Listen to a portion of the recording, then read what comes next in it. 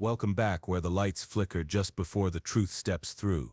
Tonight we unravel one of the strangest and most unnerving modern folk tales circulating the edges of urban myth and federal silence.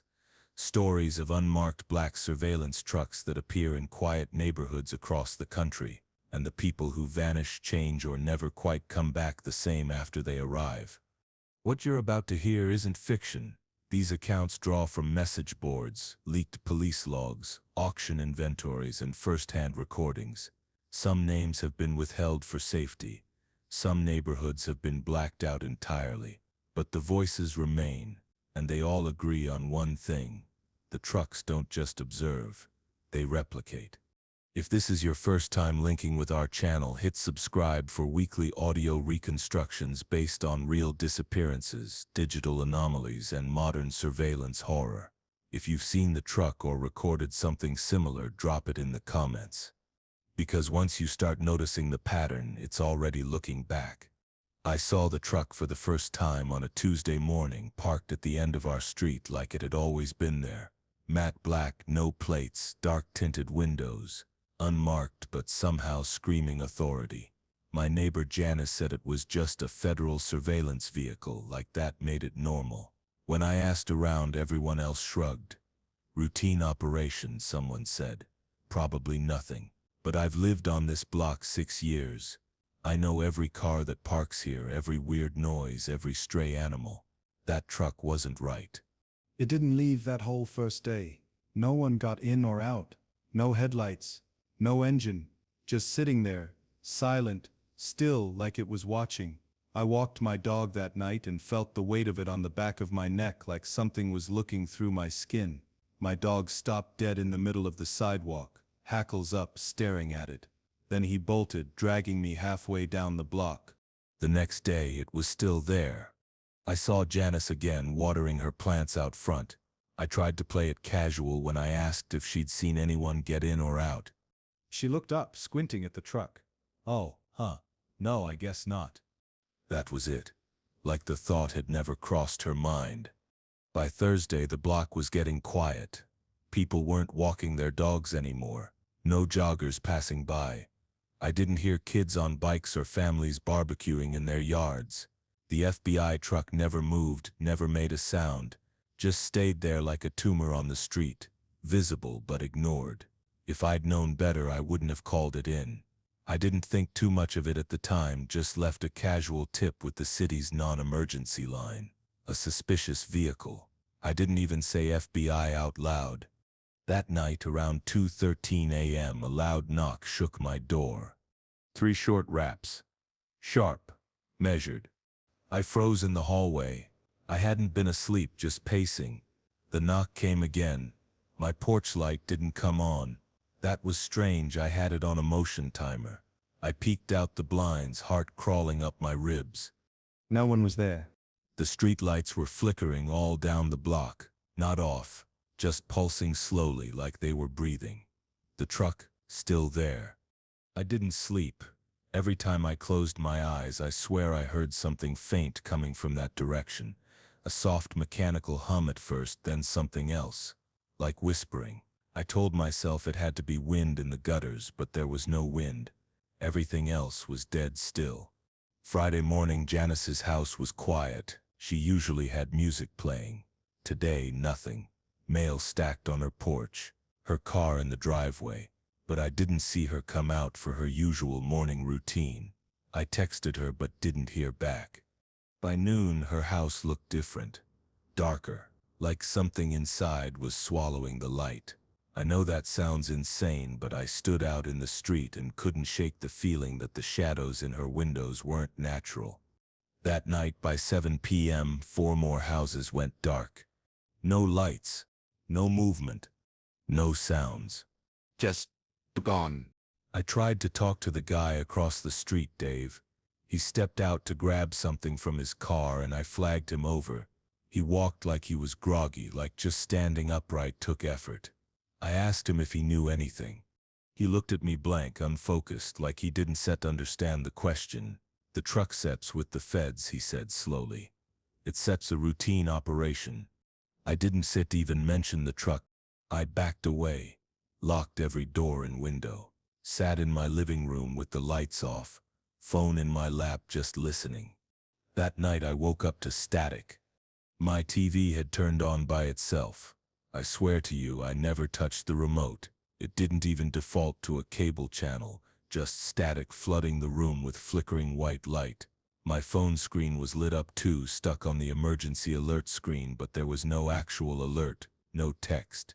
Just that red triangle with the exclamation point, like a placeholder. I approached the window one more time just to look. The truck had opened. Not all the way, just the back, a sliver. There was something inside, something dim and red, pulsing. But no one came out. It stayed like that until sunrise. Then, just like that, it was shut again. I tried to leave that morning. Swear to God, I packed a bag and started driving, didn't even tell anyone. But when I turned onto the main road out, my GPS glitched out hard. Every road I took, the signal dropped. At one point, it guided me in a loop, and I ended up back on my own street without realizing it. Neighbors' cest houses were still going dark. Each one fell silent like clockwork every 6 hours or so. It made no sense, but it wasn't random. There was a pattern. I started putting pins on a printed map. Don't ask why. I needed to see something physical, something I could control. It formed a kind of spiral, starting at the truck and radiating outward. My house was 2 away from the edge of the pattern. 2 houses left. I tried to reach the last neighbor, an old man named Eli. I knocked on his door, banged, yelled. I even saw movement in his living room window, but he never came, and by 3:14 a.m. his lights went out too. That left me. Mine was the last lit house on the block. The truck never moved. Then at 4:17 a.m. the power went out. Not just the lights, everything, my phone too. It was plugged in but showed no charge. My backup battery was blinking red, everything draining faster than it should. I grabbed a flashlight, opened the front curtain. The truck lights were on. Soft red like the inside of a human body, and the back door was wide open now. I don't know what I expected to see. A man in a suit? Federal agents? Equipment? No. It was empty inside, or it looked that way at first. But the longer I stared, the more my eyes adjusted. All the furniture from the neighborhood? It was piled in there. Janice's porch swing, Dave's lawn chair, a child's pink tricycle. Items stacked wrong, too high and too deep for the truck's dimensions, like it folded space inward. It didn't make sense. And that sound, that wasn't mechanical. It was breathing. I swear to you, that truck was breathing. I didn't sleep. I didn't move. I just sat curled up under my kitchen table, flashlight pointed at the door. That sets when the knocking started again. 3 raps. Same rhythm as before. Only this time it didn't come from the front door. It came from every window all around the house. Knocks, taps, sometimes in sync, sometimes random, like whatever was out there wasn't bound to human coordination. Then voices came with them, not loud, just whispers. They said one word over and over. Routine. That was last night. Now it's morning. The sun is out. The truck is gone. Every house is still dark. I want to believe it's over, but the timeline doesn't fit. The pattern suggests whatever's inside that truck moves in cycles, and mine lasted longer than the others. Too long. I think I was left here on purpose. Like it wanted me to see what happens when it finishes a block. Or maybe I thought, I thought, I thought, I thought, I thought, I thought, I thought, I thought, I thought, I thought. Or maybe I may paint part of it now too. The kicker. I went out this morning and stood where the truck had been. There were no tire marks, no indentations, like it had never touched the ground. But on the sidewalk, etched what looked like into the concrete beneath where the truck's back had faced, there was a faint burned shape. Not letters, a spiral. Just like the map I made. And I don't know who to call now. Because earlier today I went to the police station. It's empty. Every desk abandoned. Phones ringing and no one there to answer. I just stood in the middle of the lobby, heart pounding, until I heard the faint clicking sound of something mechanical outside. I ran to the window. At the far end of the parking lot, there it was. The same matte black truck. Engine off. Still waiting. This time facing me. It already smelled wrong when I opened the back doors. Stale copper. Something metallic and rotten baked into everything. The kind of stink that sinks in deep, not like garbage or mold. Worse, it made my mouth taste like pennies.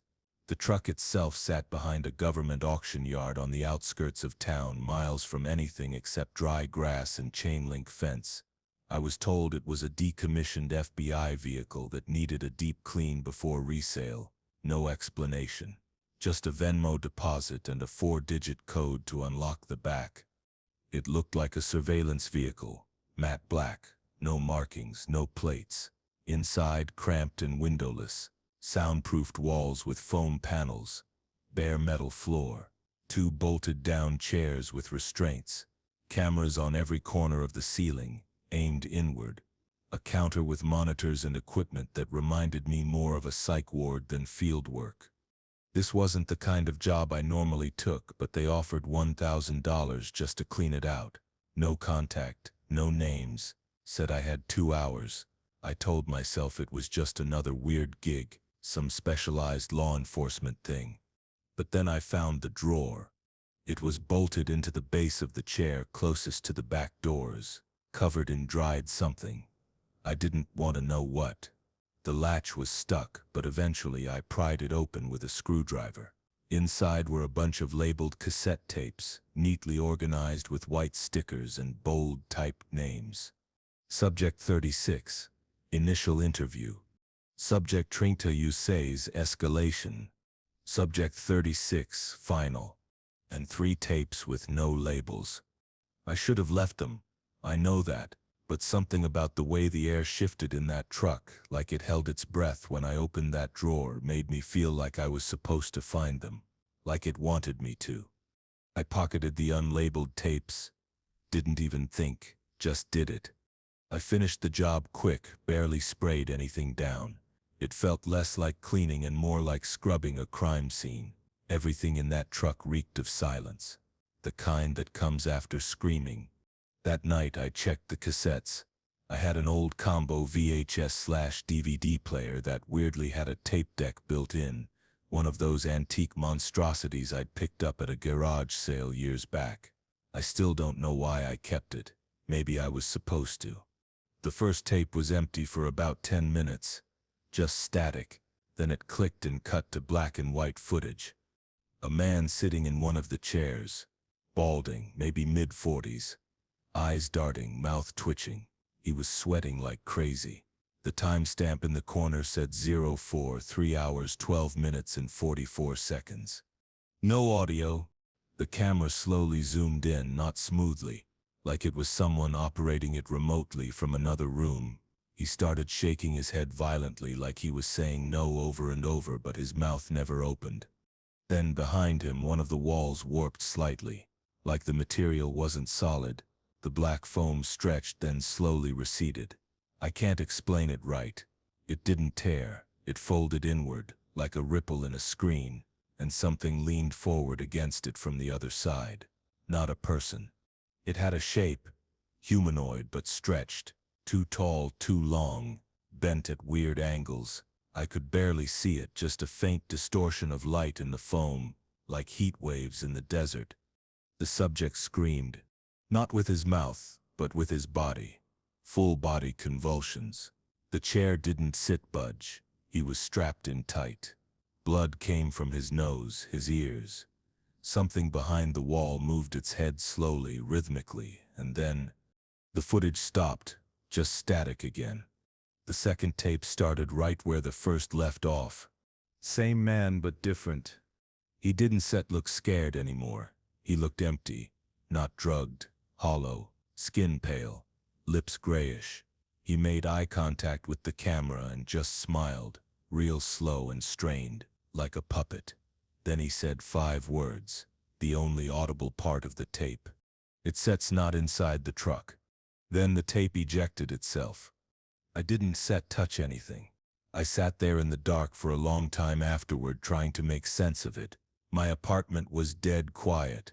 Too quiet. Like the walls were listening.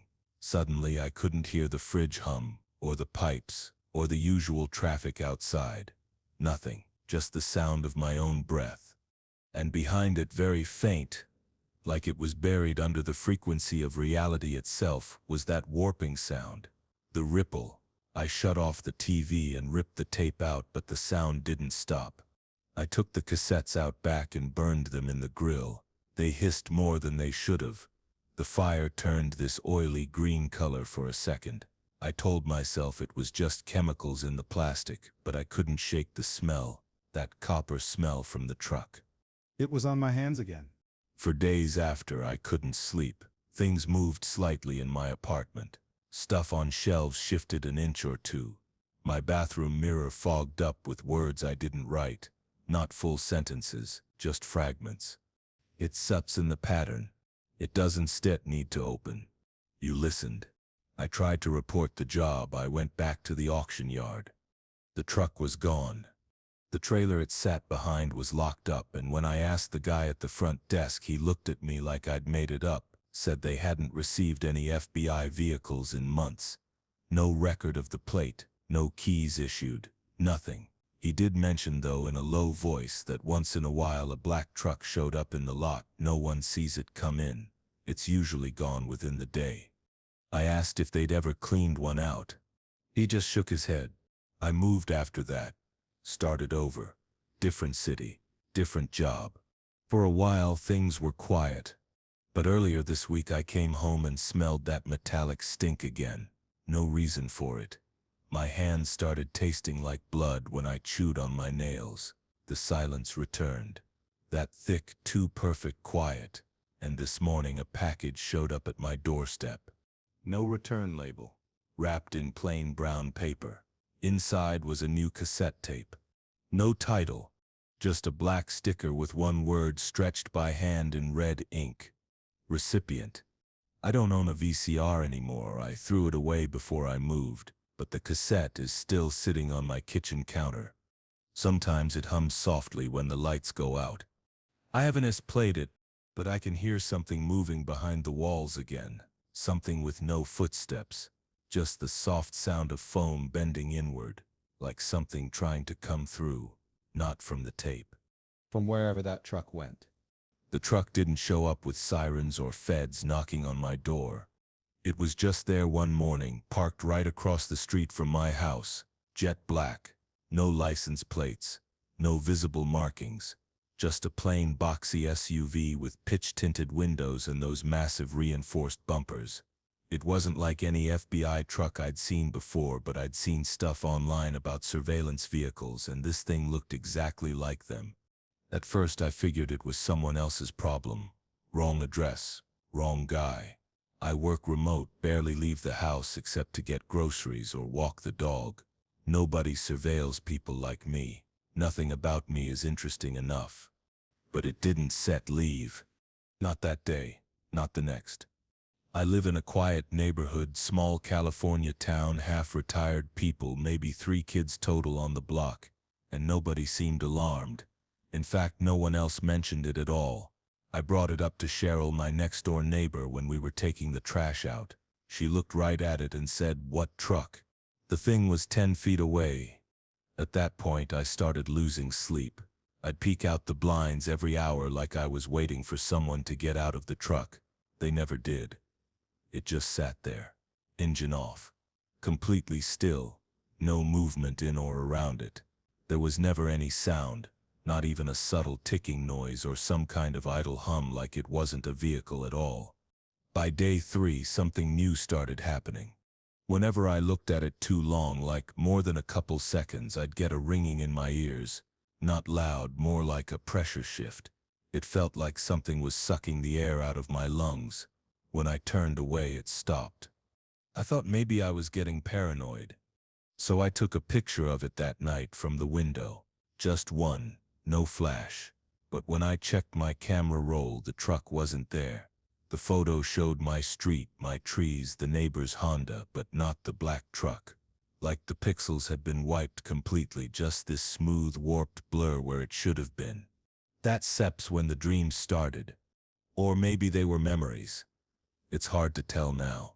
Every night I'd wake up at exactly 3:42 a.m., drenched in sweat, the same time, always. And there'd be this vague image burned into the back of my mind, me standing at the truck's door, not opening it. Just standing there shaking, completely paralyzed, while something on the other side slowly leaned forward toward me. I never saw its face. I don't even know if it had one, but the feeling in the dream was always the same. I wasn't set being watched. I was being measured. By the 6th day, I stopped leaving the house. Even my dog wouldn't go outside. He'd whimper and pace when we got near the front door, just sat by the back window staring. Not at the truck exactly, but in its direction, like he knew it meant danger even without seeing it. That morning I broke down and tried to call someone, non-emergency line, city impound, even Homeland Security. No one picked up, I mean that literally, no one. Every call rang endlessly or glitched out before connecting. Even when I tried 911, the line cut into silence after the 3rd ring. No tone, no voice. Just this creepy dead line hum like it was connected to something, but no one wanted to speak. And then that night it moved. I was sitting on the couch, shaking, watching through the living room window. The air felt electric. I swear the digital clock on my oven started ticking backward. My ceiling fan stopped dead. Then the truck's brake lights flared up suddenly, no engine revving, nothing, and it rolled forward, just a few feet. But it was facing my house now, front and center, not at an angle anymore. Like it had been watching the whole block before and finally decided. I ran upstairs, slammed the bedroom door, hid under the blankets like a damn child, hoping it was a dream, hoping it was a government mistake or elaborate prank or hell, maybe a mental breakdown, anything but what it felt like. And then came the knock. Not at my door. At my window. 3 quiet taps. Middle of the 2nd-story window. Like someone impossibly tall was standing outside my room, gently knocking. Not pounding. Not trying to get in. Just letting me know it was there. I didn't set move, couldn't set breathe. I waited for it to knock again, but it didn't. When I finally worked up the courage to look, there was nothing at the window, but across the street the truck was gone. Just gone, like it had never been there. No tire marks, no sound of it leaving. I thought maybe it was over, that whatever bullshit visitation that was, it had passed. But my phone was dead, not just low battery, bricked. My SIM card was gone, literally missing. No one could get through to me now. I didn't tell anyone. I hadn't talked to anyone in days. And honestly, I didn't know if I could anymore. It felt like my voice didn't belong in my own throat. Like if I spoke, I'd be letting something out. Then yesterday I finally left the house. I needed air, needed to see life again, so I went to the gas station 2 miles away. That sips when I saw another truck. Same look, black, unmarked, parked behind the dumpster. But this time someone was inside. Not a person exactly, just a shape, tall, still, facing forward. I paused, halfway through pumping gas, and for a second I swear the street around me warped, like the asphalt stretched, like reality itself clenched. Then the windows of the truck flickered, like static on glass. I only looked for maybe 3 seconds, but I felt it again.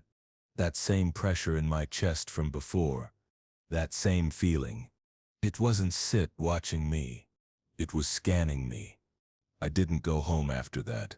I drove randomly, hours out of town, slept in a hardware store parking lot north of Fresno, and just now when I stopped to upload this at a motel with public Wi-Fi, a ping hit my phone. Still bricked, no service. But the home screen lit up for a split second. No apps, no icons. Just one line of text. You looked. That makes you visible. I think maybe everyone gets one glance, one chance before it notices. I used mine up, And something tells me now that wasn't an FBI truck. It never was. And it set's not done with me yet. I knew something was wrong the second I opened the back doors. The auction listing said 2008 Chevrolet FBI surveillance vehicle, retired, sold as is, no warranty. Pickup from a secured federal lot outside Tulsa. From the blurry photos, it looked just like any other white work van, a little beat up, weird wiring inside. I figured it was a steal. Thought I'd turn it into a camper, maybe trick it out for weekend trips. I didn't question why the bidding closed so fast, or why it was the only vehicle with no VIN listed. I picked it up this past Monday. The guy who handed me the keys barely spoke. Just passed them across the desk with a paper to sign, no title, just something marked transfer of asset internal. When I asked what that meant, he just said, they didn't want it attached to anything anymore. The setcher.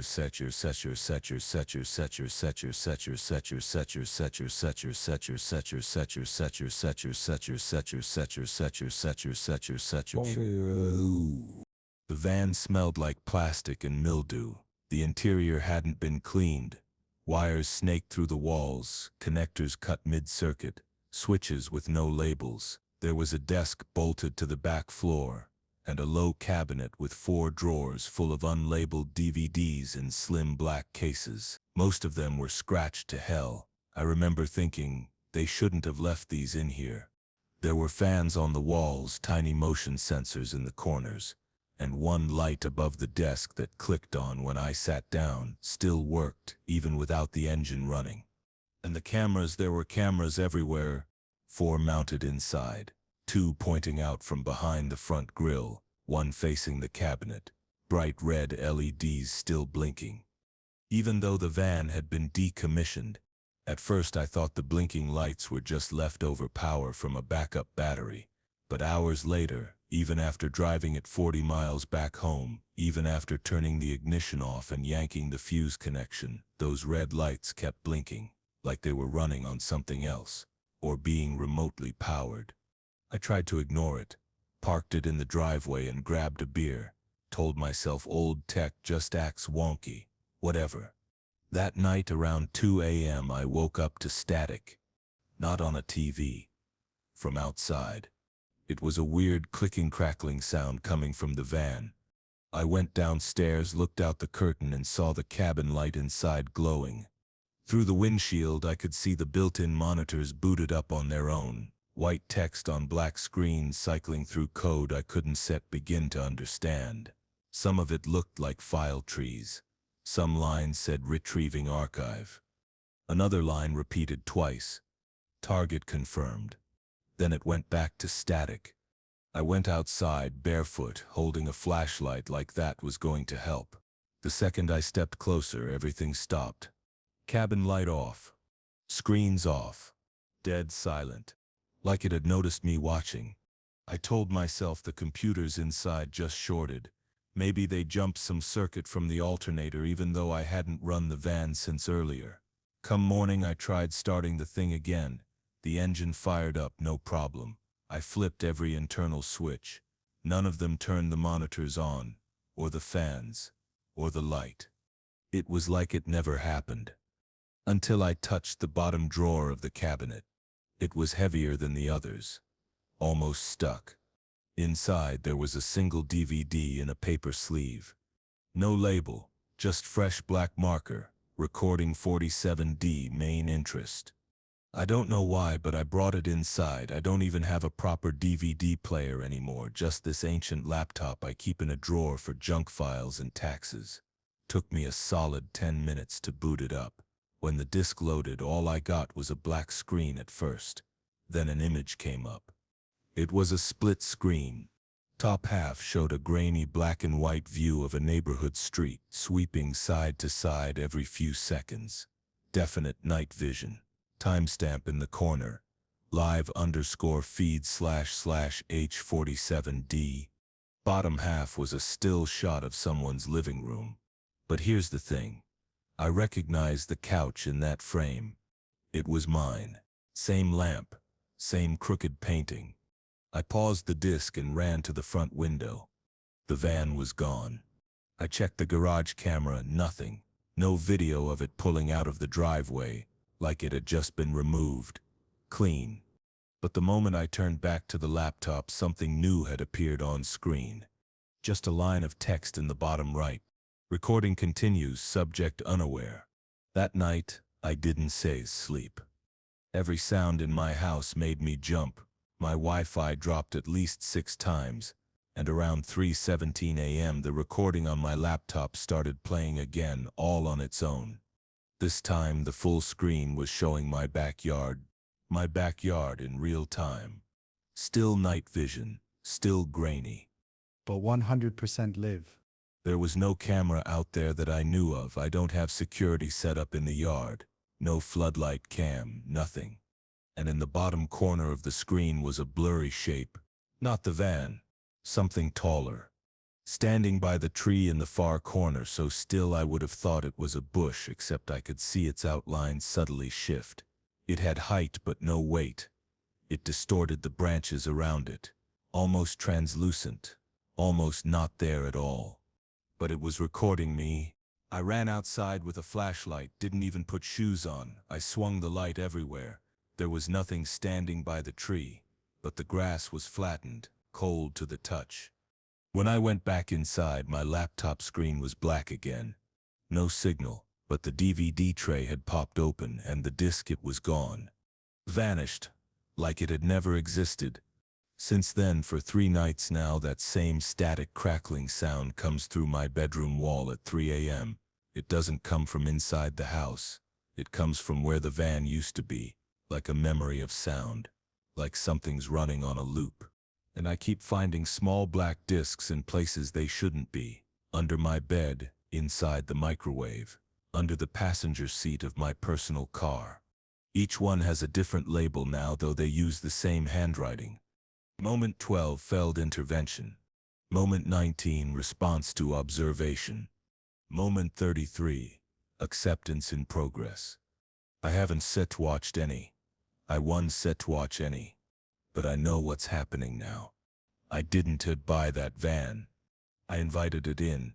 It doesn't need wheels anymore. It doesn't set record from the truck. It brought the recording with it. And now it won't set stop. He started smiling on the 3rd day the truck showed up. Not before that. Just parked across the street from my apartment like it had every right to be there. Nobody cared. No one mentioned it. Hell, no one even looked at it. At first I thought it was some undercover op and the city just hadn't told us. Then I noticed the guy inside, sitting in the driver's seat, hands on the wheel, smiling at me. And I'm not talking a casual neighbor smile like a polite nod while walking your dog. This was full lips pulled tight, teeth exposed, still as hell facial muscles kind of smile. Motionless. For hours. Every time I looked out the window, boom, there he was. Same position, same smile. Not blinking, just locked onto me. I live on the 3rd floor, got a tiny balcony. I like to people watch, drink coffee, whatever. That's how I first saw him. Monday morning, I was brushing my teeth, stepped outside in pajama pants, and noticed the unmarked truck idling across the street. Heavy black SUV, no plates, color so flat it didn't reflect the sun. Looked almost painted out. New York doesn't allow window tint that dark, but this thing had nothing visible inside. Until I looked longer. Then I saw him behind the glass. At first I thought it was a reflection, like maybe I was seeing my own face weirdly because of how the sun was hitting the windshield. But then I moved left. He didn't sit. The man stayed right there, eyes on me. And he smiled. I blinked. Looked again. Nothing. Glass totally dark. I went back inside and tried to shake it off like I was sleep-deprived or something. But the next morning, truck was still there. Exact same spot. Same faded tire print in the dirt on the curb. And this time, the guy was smiling before I even stepped out. Like he knew I would come out at that time. Like he was waiting. I told my roommate Gabe about it, said something like, "Hey, that FBI-looking truck across the street, Sep's creeping me out." I think there steps someone inside. He looked at me blankly, walked to the window, pulled back the curtain. What truck? I pointed. Literally pointed at it. He stepped back, squinting. Dude, there sips nothing there. I thought he was screwing with me, but no, he was serious. I described the truck in detail. He acted like I was nuts. I stood there in the living room trying to force a laugh, but I felt ice cold inside. I slept like crap that night. Kept thinking I'd wake up and the guy would be inside the apartment, sitting in a chair, still smiling. Wednesday morning I decided to record it. 7 a.m. Same as always, I walked out on the balcony with my phone. I pressed record and zoomed in. There he was.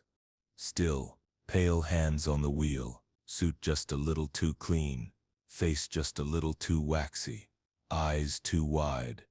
Just staring up at me. And smiling. I filmed for a full 2 minutes. Didn't move the camera. He never blinked, never breathed. Then I went inside and played the footage. The truck was gone. Not like drove away, gone. Gone as in not there at all in the video. Just an empty street, same trees, same curb, same trash bin on the corner. But no truck, no man. Just nothing. I thought I'd had a breakdown or a micro stroke.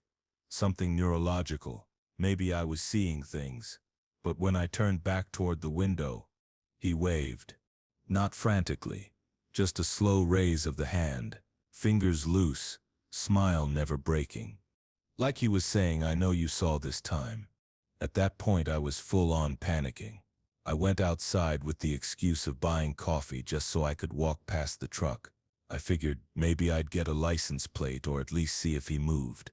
But when I walked down the street and past it, there was nothing in the driver's seat. Truck parked, engine off, clean as hell.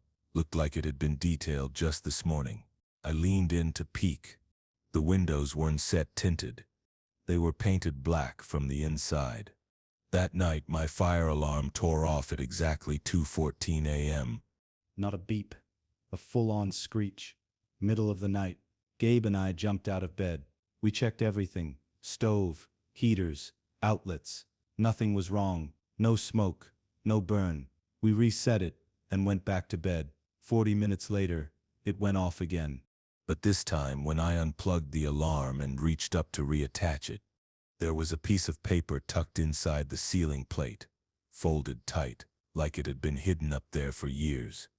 It just said in all caps, "Done stood wave back." Short. Nothing else.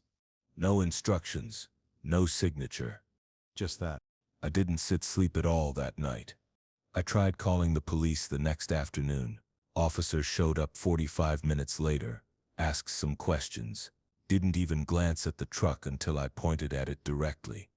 When he turned to look, his eyes sort of slid over it, like he couldn't register it.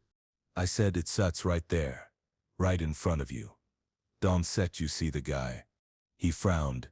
There sits no guy in there, sir. Are you feeling okay today? Yes, he called me sir. I half laughed, half cried. I told him I'm not crazy, that this guy is watching me, that he moves whenever everyone else isn't looking, that he winked at me this morning. Then the officer looked down at his notepad and froze. He seemed to suddenly realize he hadn't drawn a weapon, hadn't called a partner, hadn't even done a sweep. He looked disoriented, not scared but distant, like his brain hit a wall it didn't know was there. He nodded slowly and said, "Just get some rest, okay?" Then he clipped his pen back into his vest and walked away. Not a glance, not a goodbye. Went back to his car, sat for almost 10 minutes before driving off.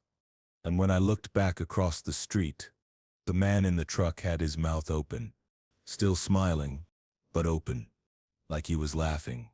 Only there was no sound, no expression change, just teeth. Rows and rows of straight white teeth, but not human, too clean, too many. And then I blinked, and he was sitting normally again, tater hands on the wheel. Perfect smile. Eyes right at me. Today is day 7. I haven't left the apartment once. Curtains drawn, lights off. Every once in a while I'll peek through the blinds. The truck sits still there. So is he.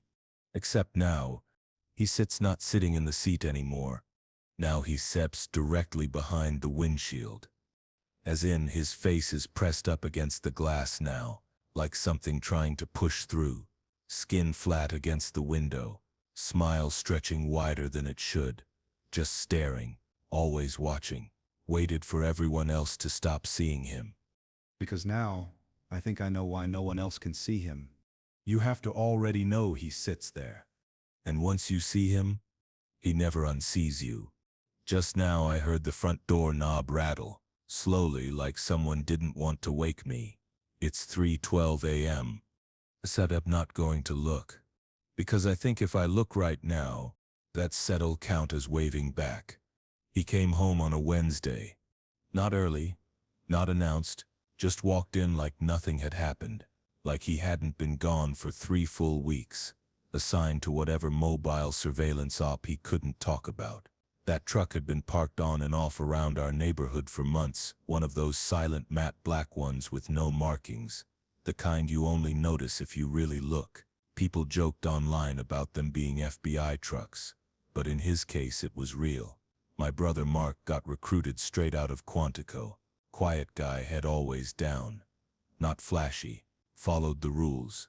He told me once, completely serious, you don't realize how much we record until you're inside one of those things. So when he came back I expected tired, maybe a little paranoid but nothing crazy. What I didn't expect was that his skin looked off for one. Not pale, but like it was thin, like whatever was under it was pushing forward, just barely holding together. He didn't blink as much, barely breathed. He didn't hug Mom, just looked at her like she was someone he recognized but didn't quite remember. And then he smiled. And the minute he smiled I knew something was wrong. It was too symmetrical, too calm. Mark's real smile had always been crooked, lazy. This one looked like it belonged to someone else. He barely talked that first night. Said he was fine. Said the field op was normal. Ate half a plate of food without chewing. I caught him just swallowing in slow gulps like it took concentration. He didn't ask about anyone or anything. Just sat there and existed. We all tried to play it off, the weirdness of coming home after a high-clearance assignment. Maybe he saw something that messed with him. Maybe he wasn't allowed to say. But things got worse. Fast. The second day back he unplugged every smoke detector in the house. No explanation. When I asked him, he said, "They set not here to protect you, they set listening." Third day I caught him standing in the hallway outside my room around 3 a.m. no lights on, just still, facing the wall, whispering something to himself. I cracked the door and asked, "Hey, Mark, you good?" He turned his head slowly like he had to think about moving. Then he said, "You need to blink more when you sleep. Don't let them think you're watching." By day 5 even Mom couldn't sit pretend anymore. She found half a dozen burned DVDs buried in the backyard, real FBI labeled discs, evidence style. She was gardening and struck them with a shovel. The soil smelled sharp and metallic like hot copper. She asked Mark what they were. He said they were interview files. Then he looked at her and said, "They don't like being recorded.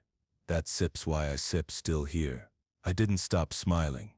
I started Googling, found a bunch of deep forum threads, redacted logs, postings from whistleblowers, mostly crap, but one stuck with me. It said, "Sometimes they don't pull people out of the trucks. Sometimes what comes out is just a copy."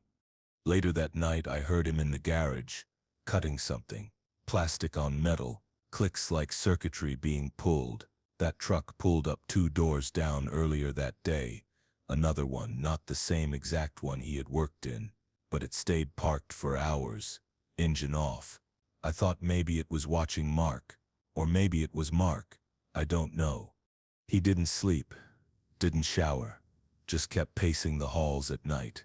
I started locking my door. Then I checked the trash bin in the garage. Under the bags was a Ziploc, the kind they use in evidence rooms, with a name printed on the ID tag. Agent Mark Pfeff.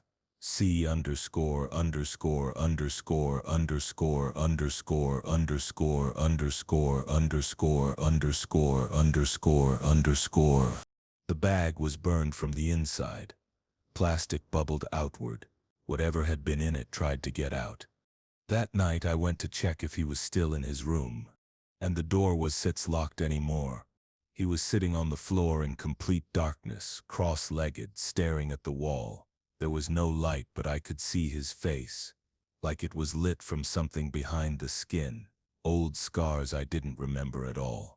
Eyes glassy and unfocused, still smiling. I asked him, stupidly, desperately, what did they do to you in that truck? And after 7 straight days of saying almost nothing, he whispered something that made my throat freeze.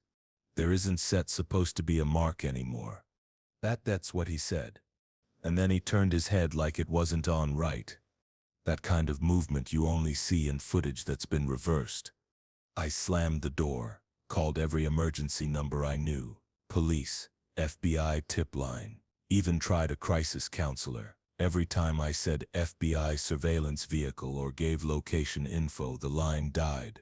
Not disconnected, just cut, like it was filtered and shut down automatically. Next day, Mom was gone. Her shoes were still by the door. Phone left charging on the kitchen counter. Wallet sitting on the couch. Gone. Mark didn't ask where she went. He just sat outside on the porch that evening watching the truck 2 doors down. That one still hadn't moved. Both of them almost looked like they were waiting for each other. That was 3 days ago. Last night I saw him climb into the back of that truck, just opened the back doors and closed them slowly behind him. I waited for something, engine revving, wheels turning, flashing lights. Something. Nothing. He hasn't said come back yet? But I swear to you, around 4 a.m. I heard something in the walls, clicking, whispering, like cassette tape wheels stuck repeating. A glitchy voice I recognized but couldn't understand, over and over. And this afternoon, there's a black truck parked in front of my house now. Same shape, same matte color, no markings, no plates. Cabin empty, back door slightly ajar. And the porch light keeps flickering like someone's just out of view. I think he made it all the way back in, but I don't think he came back alone. Look, I know how this is going to sound, like I was bored, nosy, or looking for trouble, but I swear I wasn't trying to get involved. I just wanted to know why an unmarked black SUV from the federal auction lot had been camping 2 blocks from my house for 4 straight nights, never moving, never turning off its low, quiet hum. Then on the 5th night it moved, and I, like an idiot, followed it. The truck rolled out just after midnight.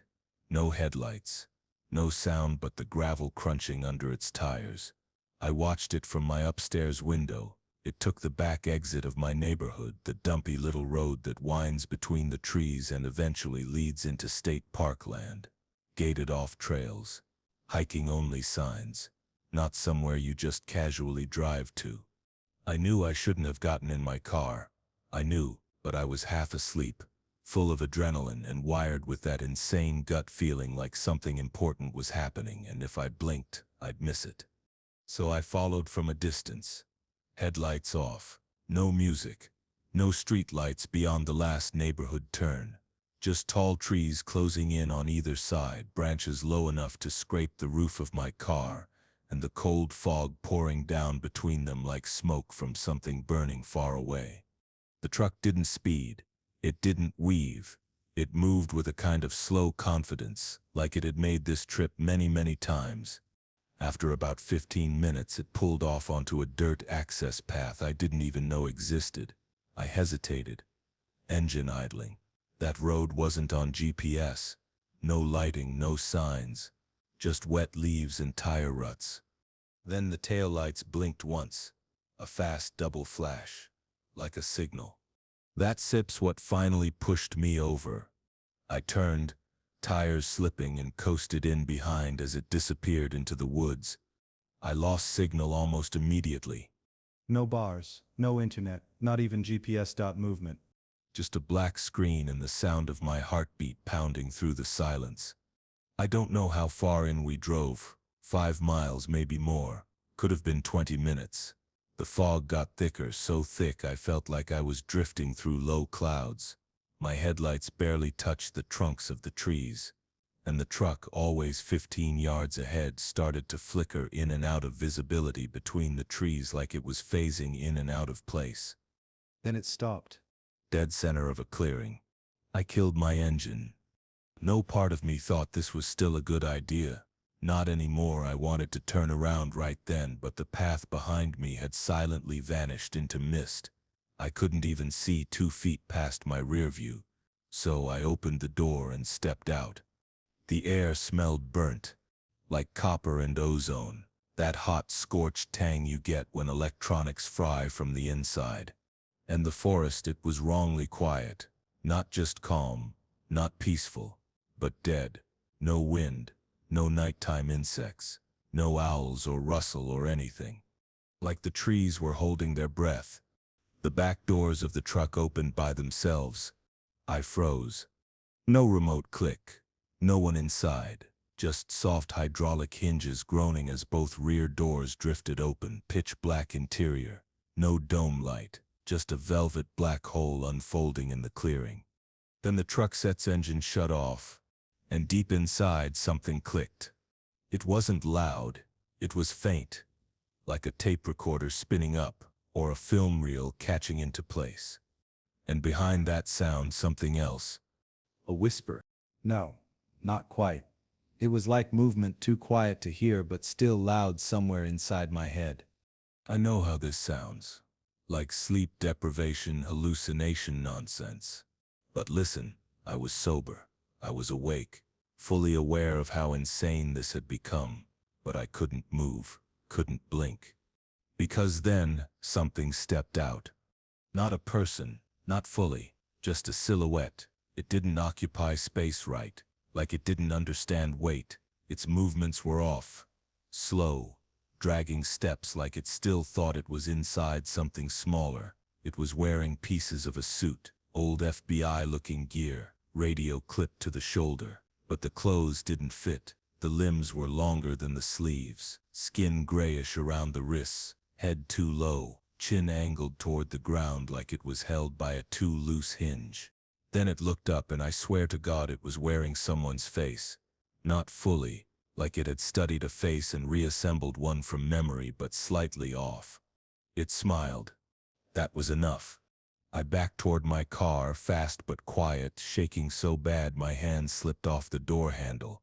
When I looked again, the clearing was filled with figures.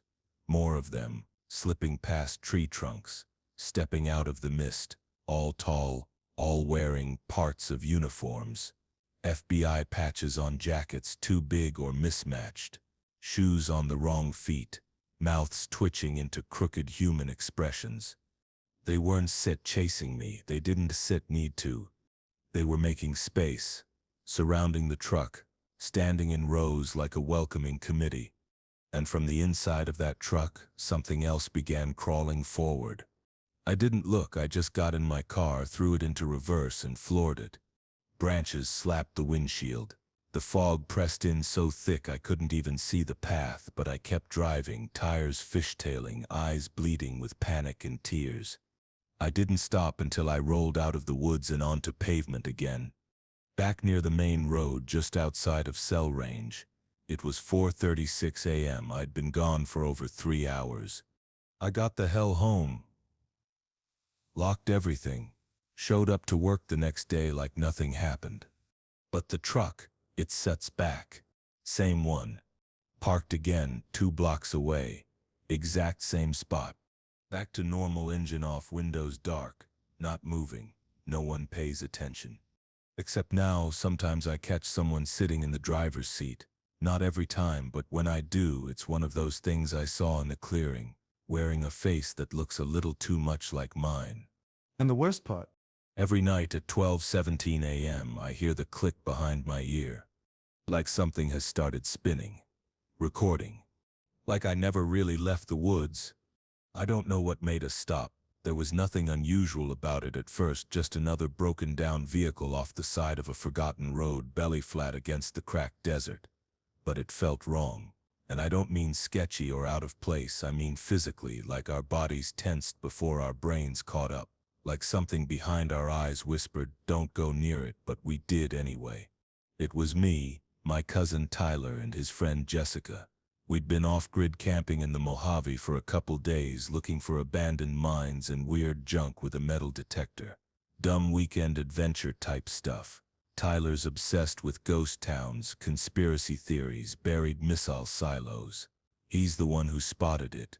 The truck tucked half off a berm like it had been placed there gently, not wrecked, just left. An unmarked matte black SUV, government grade, bigger than a standard SUV with reinforced panels, a dish folded on the roof, antenna bent backward by the wind, no license plate, no windows on the back half, dust coating every inch except the door handles, as if someone had been using them. The second I stepped out of the Jeep, I noticed the silence. No wind, no insects, no heat shimmer, and it was hot that day. The kind of blistering, dry heat that makes the distant air ripple like you're staring at water. But by that truck, the temperature dropped. Not cool as in shade, but cold, like freezer cold. I put my hand on the hood, expecting it to be burning. It wasn't. It was cool. Tyler was already circling the thing, filming with his phone. "This is FBI, right?" he said. "No plates, military tires, no clearance numbers." Jess wasn't talking. She stood a few feet back, staring hard, arms locked over her chest. When I walked back around the passenger side, I saw what spooked her. There were scratch marks on the inside glass of the rear window. Long, deep gouges from the inside, like someone tried to claw their way out. Some of them trailed upward, like whatever was back there had been lifted off the floor while still trying to fight. And in the center of the door was a steel locking mechanism, like a vault latch you'd see on a bank door, and a melted keyhole. Not forced, melted. We should sieve left. I know that now. But Tyler said, "Dude, it sups open." And of course it was. Of course he tugged the rear door and it hissed like a submarine hatch. Not some rusty squeal, a pressurized release. And inside was a space that didn't seem like it could fit in a truck that size. Padded walls, screwed down bench, buckled restraints across the entire length of one side. Not like seat belts. These were full-body straps, like something they didn't want moving. There were burn marks in the padding, faint outlines of something struggling in the shape of a person, but off, longer, weird proportions, like whatever had been strapped down wasn't human. And then Jess said, "Quiet. It sets still cold in there." She was right. Cold air poured out of it like a walk-in freezer. Ice crystals rimmed one of the vents by the ceiling, but there was no power in that truck. No engine, no working fans. Tyler climbed in without a second thought. I told him it was a dumb idea, not in a joking, ha-ha way, but serious, tense voice, heart and throat kind of way. But he was already scanning with his phone, swiping at the walls. Bro, there's sits writing in here. He reached for the far panel and wiped at it. I followed. Against that freezing surface, under the frost and grime, were smears of words written over and over in uneven, dragging strokes. "Don set unlock. Don estet you unlock. Don dold knock." The whole wall, a mess of shaky handwriting. Same phrase. Over and over. Different depths too, scratched deep in some places, just smeared finger written in others, like someone tried until it broke them. Jess stayed outside, whispering for us to get out.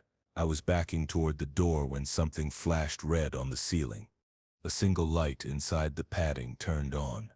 Not bright, just a slow pulse. Heartbeat rhythm, no sound. Tyler froze and stared at it. I swear, just for a second his breath misted in the air.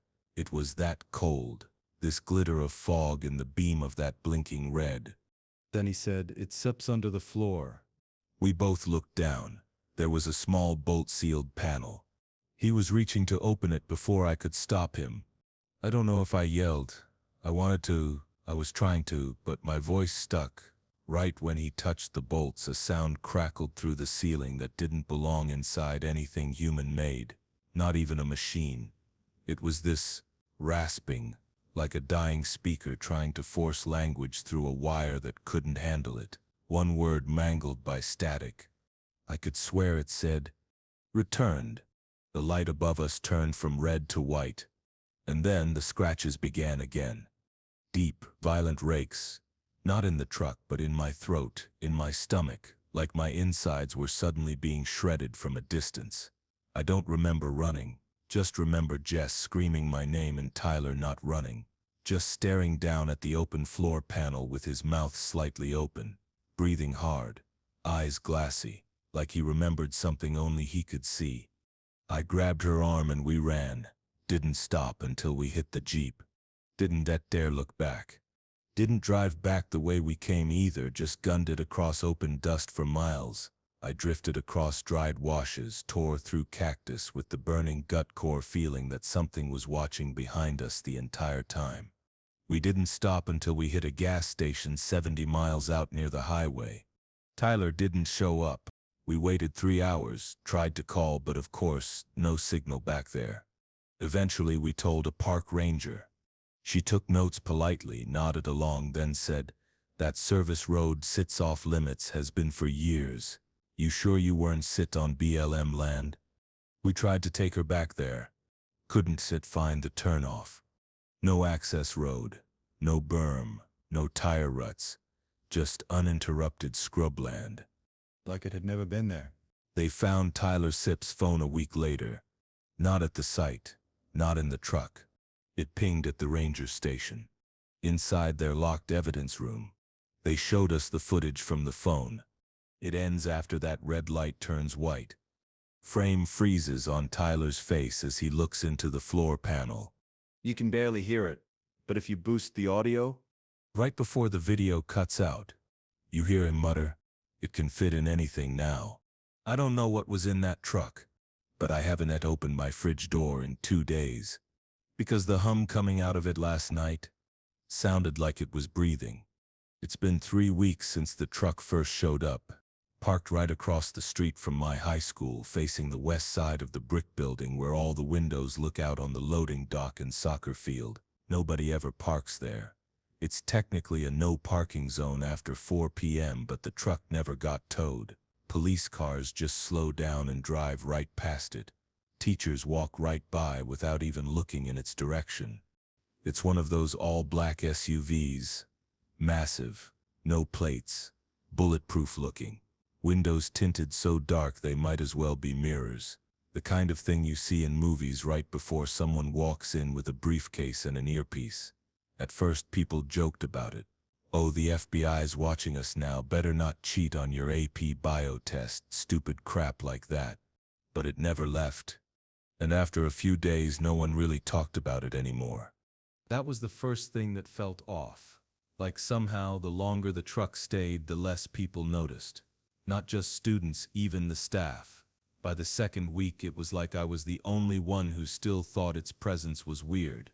I asked Miss Callahan during class, "Hey, what's with that SUV parked near the gym?" And she just blinked at me and said, "What SUV?" I looked at her, dead serious, and said, "The big black truck that sits been across from the school for 11 days. She paused too long. Then she just changed the subject. The second thing that happened was the screaming. Not loud, not every day, but once or twice a week right around 3:15 p.m. when the buses were lining up outside. I'd hear it coming from the truck, not through the windows, from inside. Low and muffled, like someone yelling through a pillow. It never lasted more than a few seconds. Just these short, desperate bursts. Then silence. I thought I was going insane. I started recording it on my phone, pulling it out whenever I waited for my ride home. But every time I tried to listen back, nothing. Just white noise, car sounds, wind. Even weirder, after I started trying to show people, my phone started acting up, battery draining 30% an hour.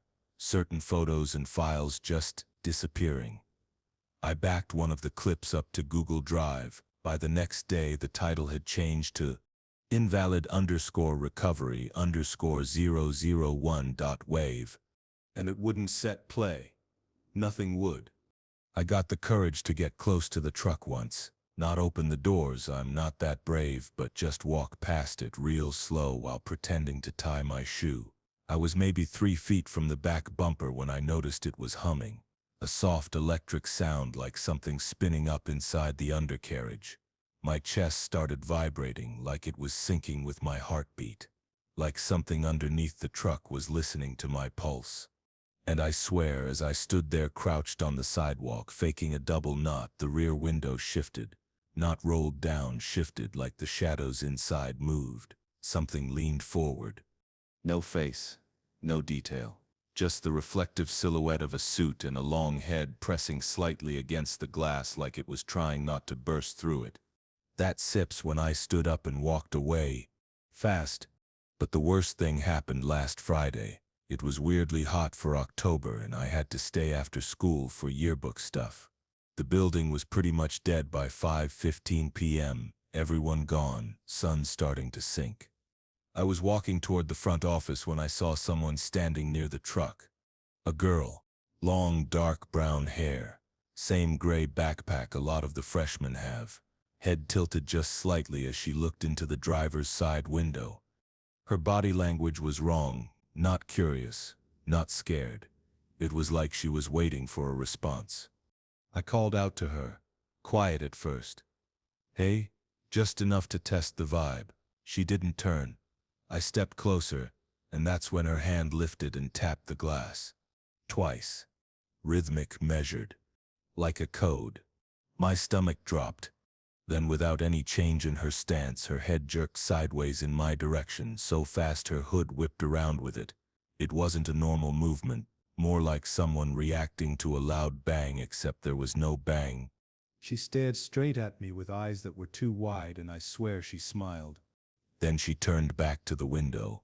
I turned on my heel and sprinted inside. Told myself it was just a weird kid. Told myself I'd report it. But when I came back out 5 minutes later with the security guard, both she and the truck were gone. Like gone. Not just driven away, vanished. No tire marks, no noise, just empty curb. Everyone started acting weird the next day. Like they were tired, off, or forgetful. People called me Brian in the hallway. That's not my name. Someone put an old ID photo of me up on the bulletin board under a paper marked in memoriam. It had my name on it. When I pulled it down and showed the main office, the secretary just said, that set's from last year's Set's April prank thing, nothing to worry about, honey. Except I wasn't dead last year. It's this year that I'm starting to feel like a ghost. I asked around for the girl. No one remembered her. Not by face, not by backpack. I asked Miss Callahan again and she paused, blinked, and said something that broke me a little. I think you said confusing your dreams with your memory. What the hell does that mean? And now, it sets back. The truck. As of this morning, it's parked again outside the school, right in the same spot, not even an inch different. Like the earth reset. Same black matte finish, same windows. But this time, their set's writing on the windshield. Backwards, like someone wrote it from the inside. 4 words. We said are already inside you. My stomach cramps every hour now. My hearing fades in one ear randomly like something's tuning out certain frequencies. And last night I dreamed I was inside the truck, sitting strapped down, facing a mirror. Except my reflection didn't match what I was doing. It just sat there, smiling. It screamed without opening its mouth. This morning I didn't get out of the car. But as I sat there watching that truck from the parking lot, the rear brake lights blinked. Twice. Just enough for me to know it sees me watching again. It started the night he came home, just after midnight. My brother Sean always let us know when he was flying out for work and when he'd be back, you know, a typical type A, everything on the calendar kind of guy. But this time he didn't. No text, no call. Just shuffled through the door in his black coat while Mom was asleep on the couch waiting for him. The sound woke me up. I came into the hallway rubbing my eyes, confused, and there he was, just standing in the dark at the foot of the stairs. He didn't say anything. He was soaked, like he'd walked through rain, but it hadn't rained that day. His boots left wet prints on the floor as he moved past me without speaking. I remember the sound, squelch, squelch, like fabric soaked all the way through. I said his name, Sean. He smiled, too wide, and walked straight up to his room. The thing is, Sean left 6 weeks before that for a classified assignment. All we knew was he'd be working from an FBI mobile operations vehicle, one of those unmarked trucks that used to freak everybody out when we'd see one parked outside a shopping center. We joked about it before he left, saying he'd be tapping our phones or watching us through laptops. He just smiled, his normal smile, and said nothing to worry about. I set them just in the background. I think whatever came back from that truck is still trying to stay in the background too. At first, Mom was just happy to have him home, said he was quiet but probably sleep-deprived. But I knew Sean. I've lived with him my whole life. That wasn't exhaustion. That was something missing. He didn't blink the same way. His eyes tracked slow like a security camera. He didn't eat, but he'd sit at the table staring at the wall like he was buffering. His hands trembled when they weren't holding something, tapping rhythms into his leg like Morse code.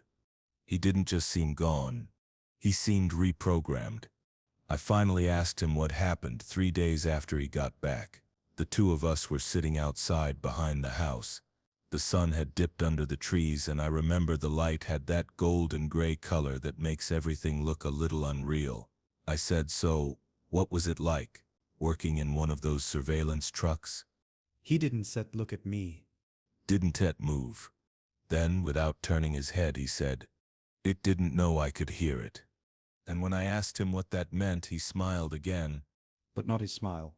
Do you know how skin moves when someone's mouth stretches and the corners aren't guided by muscle, just mechanical pull? That's what it looked like. And then get this, later that night I checked his room while he was taking a long shower. He hadn't unpacked any clothes. Nothing. His go bag was zipped shut in the corner. Clean, but resting on top of his desk was a notepad, black cover, government issue. Every page filled with the same phrase in messy, rushed handwriting. "Don set stop recording. Don set stop recording. Don stop recording." There were 6 pages like that. And then the handwriting changed. Block letters, more uniform. Almost like a typeface. Recording interrupted, internal error. Recording interrupted, internal error. Recording interrupted, internal error. In different ink. Like someone or something else kept writing. The next day I found his phone in the fridge, powered off, but the screen burned in this flicker of a grayscale grid. No apps, no icons, just a dim glow and a crackling sound when I held it up to my ear, like breathing but robotic. Maybe static, maybe voice modulation trying to form words. I didn't know what to do. I stopped going to school, started staying close, watching him. One night I woke up to the sound of the garage door creaking open. It was past 2 a.m. I looked out my window and saw Sean sitting in my mom's car, engine off, headlights off, just sitting, hands at 10 and 2, perfect posture, staring forward, smiling. I watched him for a half hour. He didn't move. Next morning, Mom found every mirror in the bathroom smeared with black fingerprints. Inside her medicine cabinet, taped to the back, was an old burnt photo she didn't recognize. A picture of a room, dark padded walls, a single restraint chair in the center, and a mirrored ceiling, the kind you only see in interrogation rooms. But the chair? Still had something in it. Human-like body, but wrong, crooked joints, bones pushing under the suit, face covered by a sheer black hood. We never figured out how it got there. Mom tried to talk to Sean that night.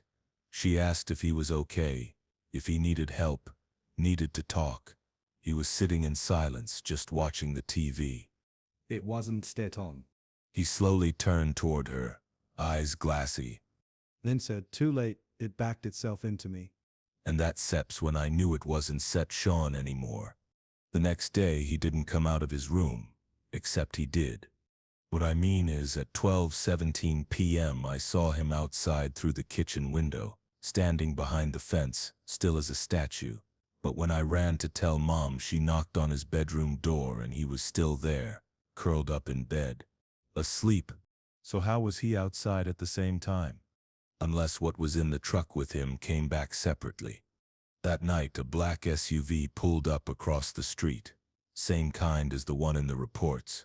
No plates. Parked there until sunrise. And when I looked out the window, Sean was sitting in the passenger seat. But he was still asleep upstairs. Same face. Same posture inside the vehicle. Just looking back at me through the glass. Not moving. Not even blinking. It hasn't sat left since. That SUV stays parked outside every night now. Sean doesn't eat, doesn't speak, just plugs his phone into the wall even though it hasn't powered on in days. The charger makes this high-pitched sound now. Too high for Mom to hear, but I hear it, and I swear it's layered with words, fragmented things, garbled syllables clicking in static. The FBI one set returned my calls. I tried sending emails to 3 former intelligence contractors, even posted on those weird message boards with all the black-barred images and whistleblower threads. One person replied. They just wrote, "Some surveillance systems imitate the last profile they recorded. If your brother stopped transmitting, it might have been protocol for the truck to finish the mission without him. So now I'm living in a house where my brother sleeps upstairs but isn't really there. And the thing that sits in the driveway every night sometimes lets him out. Only him. The copy. It's smiling at me right now through the window. And the worst part is, that smile set's starting to look more like mine.